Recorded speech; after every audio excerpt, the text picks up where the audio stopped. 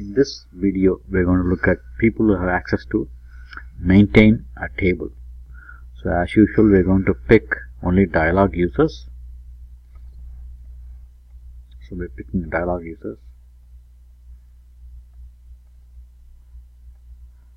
Only without logs.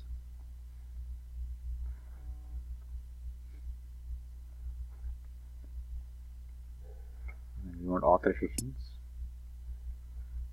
So first authorization object is S_T code, which basically identifies whether the user has access to, user or role has access to the T code values. So we look for transaction SM30 and SM31. Okay. The next object is we want to look for S_des. S_.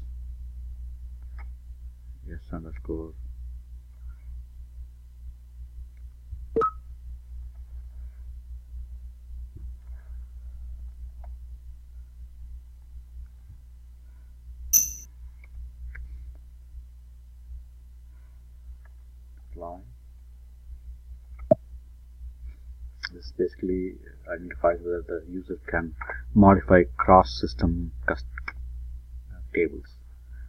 Okay, so then S_des,